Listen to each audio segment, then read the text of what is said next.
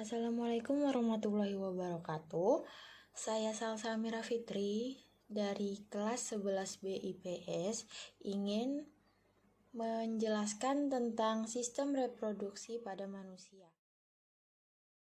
Sistem reproduksi manusia itu terbagi menjadi dua, yaitu sistem reproduksi pada pria dan pada wanita. Kita sekarang membahas tentang reproduksi pada pria. Yang pertama itu ada testis. Testis itu adalah sepasang kelenjar testis berbentuk oval berada dalam kantong tipis yang disebut kantong skrotum. Posisinya berada di luar perut, tepat di bawah penis. Fungsi testis yaitu menghasilkan sel sperma, menghasilkan hormon testosteron, dan menghasilkan hormon androgen. Yang kedua itu ada B. Saluran sperma. Epididymis terletak di bagian belakang testis. Dari epididymis terdapat suatu saluran, yaitu saluran sperma menuju ke arah rongga perut. Nah, saluran sperma ini berfungsi untuk menyalurkan sperma. Yang C, ada kelenjar pelengkap, yaitu vesikula seminalis, kelenjar prostat, dan kelenjar. Nah, sekarang kita membahas tentang sistem reproduksi pada wanita, yaitu ada ovarium. Ovarium adalah kelenjar kecil berbentuk oval dan menempel di dinding dorsal perut melalui jaringan ikat yang disebut mesovarium. Dan fungsinya ovarium itu untuk menghasilkan ovum atau sel telur. Yang B, oviduk atau tuba fallopi. Saluran ini sebagai perantara sel telur dari ovarium ke uterus, serta menyediakan lingkungan yang sesuai untuk fertilisasinya. Setiap tabung fallopi dibedakan menjadi 4 bagian, yaitu infundibulum, ampula, isthmus, dan bagian pangkal uterus. Nah, yang C itu ada uterus rahim. Adalah struktur berongga yang berbentuk seperti buah pir.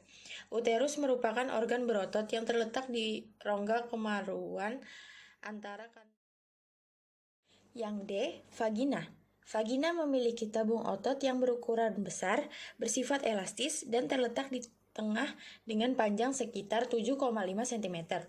Fungsi vagina itu adalah menerima sperma saat kopulasi, memungkinkan keluarnya darah saat menstruasi, dan yang terakhir adalah jalan lahir selama persalinan. Yang E, vulva. Vulva terdiri atas 2 bibir atau lipatan kulit luar yang disebut labium, yaitu labium mayora dan labium minora. Yang F, kelenjar pelengkap. 1. Bartholin atau kelenjar vestibular. 2. Nah, sekarang kita membahas siklus menstruasi.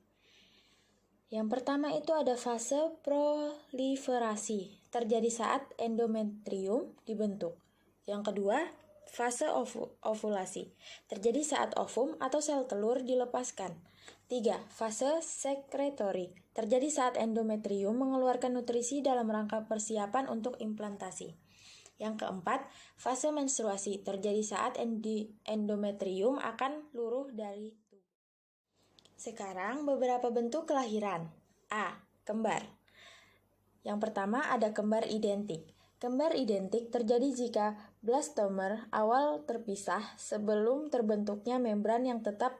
Masing-masing dapat berkembang menjadi satu individu yang lengkap. Kedua bayi yang terbentuk dengan cara ini memiliki perangkat genetik yang hampir sama, karena mereka memiliki gen dari sel telur dan sperma yang sama.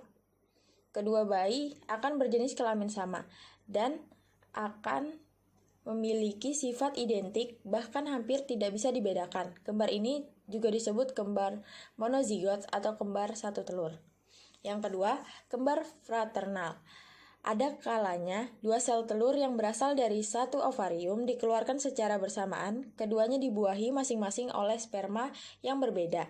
Setiap zigot akan berkembang menjadi satu individu. Yang B, ada inseminasi buatan. Inseminasi buatan adalah proses pemindahan sperma ke dalam tubuh wanita secara buatan, bukan secara alami. Inseminasi buatan biasanya dilakukan untuk meningkatkan jumlah keturunan pada ternak. Kini, inseminasi buatan juga dipraktikkan pada manusia. Proses inseminasi buatan berlangsung dalam 3 langkah, yaitu sebagai berikut. Yang pertama ada pengumpulan sperma yang berkualitas baik dengan cara pembuatan. Yang kedua, penyimpanan air mani atau sperma sesuai prosedur. Yang ketiga, pemindahan air mani ke dalam vagina. Nah, yang C ada bayi tabung. Kita sering dengar bayi tabung itu seperti bayi yang dimasukkan dalam tabung, tetapi tidak. Jadi pada kasus tersebut, ovum akan diambil dan dibuahi oleh sperma suaminya dalam satu tabung reaksi. Ketika mencapai tahap 32 sel, dilakukan implantasi ke dalam. Manfaat ASI dalam meningkatkan kualitas sumber daya manusia. Yang pertama, ASI mengandung kolostrum. Karena kolostrum itu kaya akan protein dan mengandung antibodi yang dapat melindungi bayi dari bakteri, virus, dan jamur. Yang kedua, pemberian ASI menghindari kemungkinan terjadinya alergi pada bayi yang disebabkan oleh susu sapi. Yang ketiga, ASI mengandung hampir semua zat gizi yang dibutuhkan bayi, misalnya AA, DHA, taurin, dan sphingomyelin yang tidak terdapat dalam susu sapi. 4. ASI mengandung kadar laktosa yang tinggi. 5. Aman dari kontaminasi zat yang berbahaya karena diberikan langsung dari ibu. Yang keenam, temperatur ASI sesuai dengan temperatur tubuh bayi. Yang ketujuh, ASI sangat diperlukan untuk pertumbuhan tubuh yang berkembang dan perkembangan kecerdasan anak. Dan ke-8, terakhir, gangguan pada sistem reproduksi. Yang pertama itu ketidaksuburan dan infertilitas. Ketidaksuburan adalah ketidakmampuan inti sperma untuk menyatu dengan inti sel telur. Beberapa faktor yang menyebabkan ketidaksuburan antara lain kesulitan secara fisik, terdapat tumor pada organ reproduksi, ketidakseimbangan hormon, penyumbatan saluran reproduksi, siklus menstruasi yang tidak teratur, jumlah sperma yang rendah, serta bentuk sperma yang abnormal. Yang kedua, penyakit menular seksual. Penyakit menular seksual atau biasa disebut PMS merupakan penyakit yang ditularkan melalui hubungan seksual dengan penderita. Penyakit tersebut dapat membahayakan sistem reproduksi. Dan selanjutnya bisa dibaca di bawah beberapa penyakit pada.